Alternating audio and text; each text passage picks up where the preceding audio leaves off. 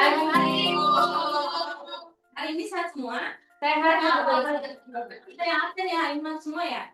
Iya. Oke, itu boleh deh ke kelas. Ingrid hari ini. Iya, salam dari salam. Salam lagi Pak. Oke, saya mau ajak anak-anak untuk mengingat kembali kemarin kita belajar tentang apa sih? Berhubungan sama materi hari ini. Sudut, iya betul. Ada yang bisa jelasin ke ibu apa arti sudut? Besaran Betul. Ada lagi yang mau nambahnya? daerah yang dibentuk oleh pertemuan dua garis pada satu titik. Iya betul Yudit. Tadi Yudit sama Widya yang udah sudut adalah daerah yang terbentuk dari pertemuan dua garis atau bentuk garis. Kalau bisa dipakai sama hal itu disebut titik sudut. Nah, kemarin ada lagi jenis-jenis sudut. Ada yang bisa kasih tahu ibu sudut tangan? Jenis-jenis sudut apa aja? Sudut lancip, sudut tumpul, sama ibu. Betul, sudut lancip, sudut siku-siku, sudut tumpul, ada juga sudut lurus dan juga sudut refleks. Nah, hari ini coba kita mau bayangin dulu. Anak-anak pasti sudah pernah lewat zebra cross kan? Kalau dipikir-pikir zebra cross itu semuanya garis-garis sejajar sih. Iya. Betul. Nah, coba kalau kita bayangin kita ambil dua aja. Terus kita jalan. Bayangan kita tuh akan membentuk satu garis yang memotong garis-garis sejajar itu. Iya gak sih anak-anak? Iya, kita bayangin kayak gini. Kebayang? Iya. Nah, hari ini kita mau belajar hubungan antara sudut-sudut yang terbentuk dari potongan antara dua garis sejajar dan garis lurus ini. Tujuan kita hari ini adalah mengidentifikasi jenis-jenis hubungan antar sudut, menentukan hubungan antar sudut, dan menyelesaikan masalah terkait ukuran dan hubungan antar sudut tersebut. Dalam geometri, sudut saling berhubungan berdasarkan posisi atau besar sudutnya. Hubungan ini terlihat satu garis perpotongan ada dua garis sejajar dipotong oleh garis merata atau garis transversal yang materi yang pertama, sebelum kita masuk ke hubungan antar sudutnya, dia mau ngasih tahu dulu. Jadi dua garis yang tadi sejajar tadi dipotong sama garis sejajar, garis lurus. Yang dari perpotongan antar sudut ini, dia mau ngasih tahu ada namanya sudut dalam, ada namanya sudut luar. Jadi yang sudut dalam itu warna merah nih. Sudut apa aja? Sudut dalam adalah dibacakan yang terbentuk dari bagian yang dapat menarik dua sisi yang saling bersebelahan. Kalau sudut luar boleh sebutnya? Nah, dibacakan Sudut yang terbentuk bagian dalam sisi yang saling bersebelahan. Iya betul. Jadi kalau paham yang bisa dilihat ya sudut dalam itu yang mana aja, sudut luar itu yang mana aja, iya ibu. Jadi pahami? Bisa. Oke, sekarang kita masuk ke hubungan antar. Yang pertama, ada namanya sudut sehadap. Jadi dari perpotongan dari sejajar di satu garis itu ada namanya sudut sehadap. Sudut sehadap itu boleh satu orang dia dibacakan artinya? Saya boleh, Bu. Boleh, Judit. Dua sudut atau sudut dalam dan satu sudut luar yang menghadap ke arah atau posisi yang sama pada garis potong. Dua sudut sehadap besarnya sama. Jadi ini pengertiannya, sudut sehadap adalah dua sudut yang menghadap ke arah atau posisi yang sama. Jadi itu mereka arahnya sama dan terletak pada posisi yang sama. Dan ini sifat dari sudut sehadap. Sudut sehadap itu besaran sudutnya sama. Jadi sudut A dengan sudut B udah pasti bisa sudutnya sama. Nah, bisa dilihat di sini. Yang pertama, sudut A berarti sudah sehadap dengan sudut B. Misalkan kalau sudut A bisa ada sudutnya 90 derajat, berarti sudut B 90 derajat. ya betul. Kalau sudut C sehadap dengan sudut D, berarti sudut C misalkan 70 derajat, berarti sudut D 70 derajat. Iya betul. Itu ya sehadap besarnya sama. Selanjutnya ada sudut berseberangan. Sudut berseberangan ini artinya diucapkan sudut-sudut ini terletak di bagian luar atau dalam dari dua garis sejajar tapi pada sisi yang berlawanan dari garis potong. Nah, ini sifatnya. Dua sudut yang berseberangan, besar sudutnya sama. Sama nih seperti hadap. Besar sudutnya sama, tapi mereka letaknya di berlawanan. Seperti ini, sudut A dengan sudut B. Kita bisa lihat lainnya. Ini sudut berseberangan itu dibagi dua. Ada yang dalam, ada yang di luar. Ini sudut berseberangan dalam namanya. Kita bisa bacakan contohnya, ada sudut C berseberangan dengan sudut L. Karena mereka sama-sama letaknya di dalam dan mereka berseberangan. Bisa dilihat, bisa dipahami. Oke, selanjutnya ada sudut D berseberangan dengan sudut K. Sudut D berseberangan dalam dengan sudut K. Mereka sama-sama di dalam, tapi mereka berseberangan. Selanjutnya sudut berseberangan luar.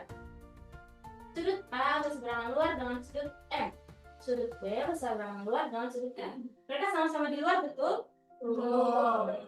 Nah, kalau di luar, sudut berseberangan itu ya sudut B dengan sudut M, sudut A dengan sudut M. Sampai sini sudut berseberangan luar bisa dipahami? Bisa. Kalau misalkan satu sudutnya ini ada yang besarnya 100 derajat, sudut B sama 100 derajat, berarti yang sudut M besarnya 100 derajat. Iya, betul ya. Sekarang kita belajar ke sudut sepihak. Ini hubungan antara sudut yang lain lagi. Boleh satu orang bacakan pengertiannya? Boleh nanti? Dua sudut yang terletak pada sisi yang sama dan berada di antara dua garis berjajar yang dipotong oleh sebuah garis transversal.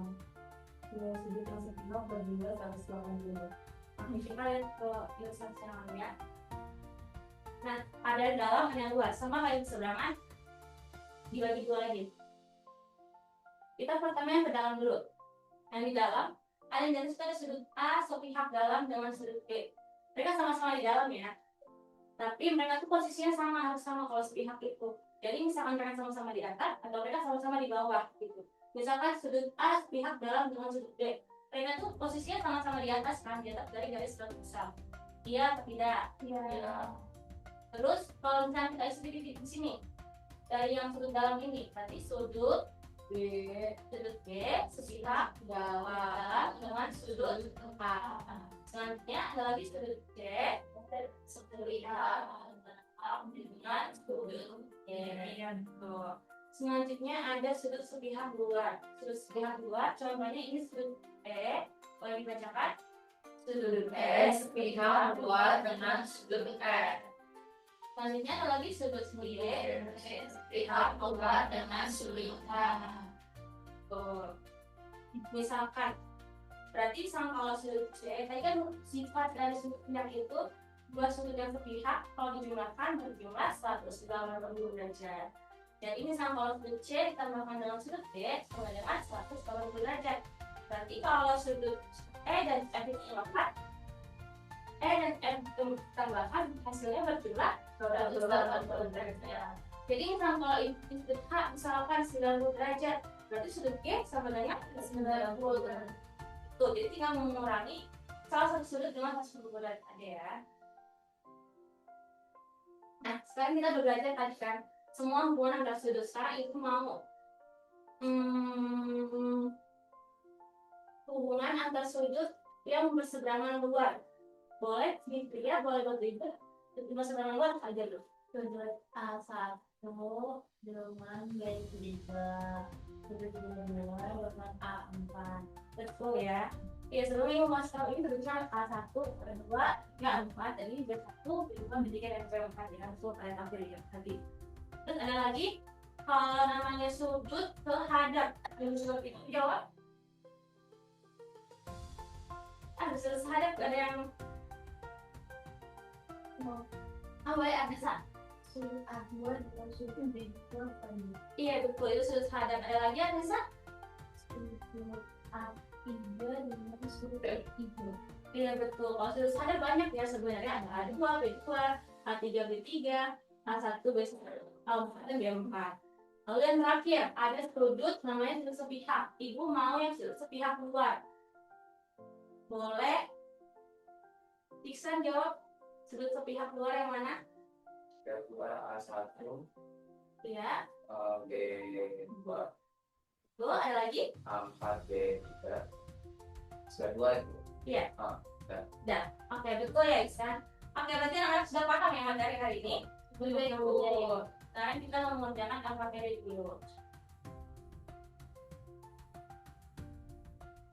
Cara mengerjakan materi ini bukan kelompok. Ada saya, Yolanda, dan Salwa satu kelompok. Widya dan Yudit dan Nabila satu kelompok.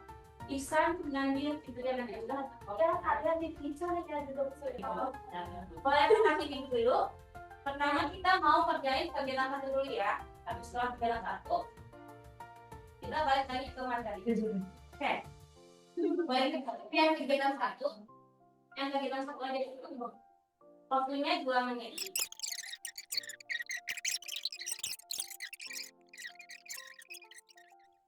Sudah. Kita dulu. Oh, sudah selesai. Udah kegiatan satu aja kan Bu? Iya, kita satu aja ya. Yes. Nah, sekarang kita mau bahas tadi kegiatan satu ini.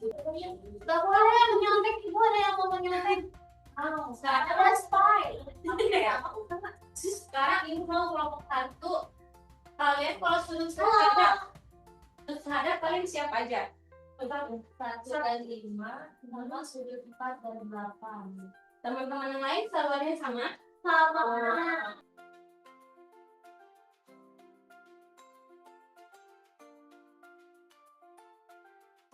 Aku mau jelasin satu soal untuk kalian mengerjakan soal lagi. Di sini ada bikin 2 garis sejajar dipotong sama 1 garis. Ada sudut 1, 2, 3, 4, dan sudut 6, 5, 6, 7, dan 8. Jika besar sudut 7 adalah 80 derajat, maka besar sudut 2 adalah 100.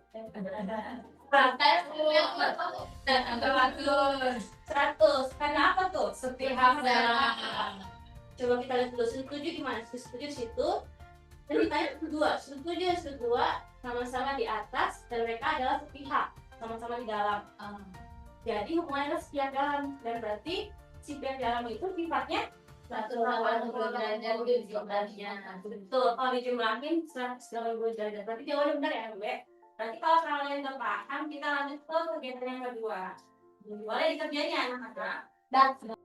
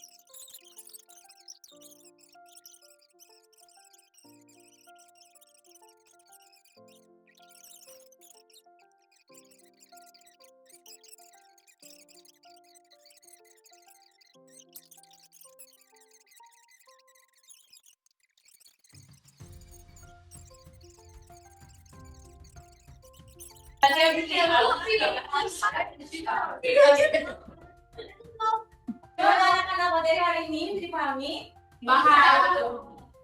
Kalau kayak gitu kita mau main dulu sebentar. tidak juga aku. Oke, boleh di scan. Habis di scan, masukin nama, pilih avatar, kita bawa ke collect. Habis itu dapat hadiah lagi Bu. Tapi kalau 3 nggak boleh dapat hadiah lagi ya Bu. Boleh di full screen nggak? Ya, ibu belum ya. Oke. Loh, Oh ya. mana Bu? Menyelam. Kok itu gambarnya ayam? Memang ayam ada di laut Bu. Iya, memang. Ayam laut. Ayo masuk satu orang nih. Ibu tungguin ya. Itu yang baru di aja.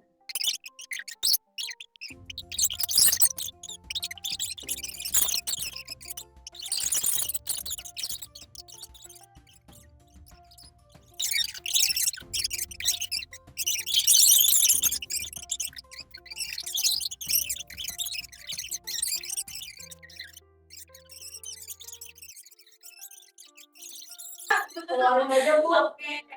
Siapa yang punya anak? Siapa yang punya pelampung buat tolong tawa? Sama kamu karam ya? Oke, udah. Udah cukup. Hari ini gimana materinya? Dipahami? Bisa. Kita dipelajari apa aja dari mata sudut? Sudut ada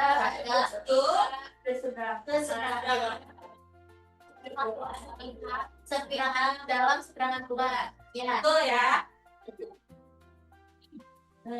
Oke, pembelajaran hari ini selesai nih. Besok Ya. minggu depan kita akan tulis berhubungan sama garis dan sudut. Jadi anak-anak boleh ya belajar di rumah lagi materinya. Sekian materi hari ini. Sampai ketemu minggu depan. Makasih Bu. Oke.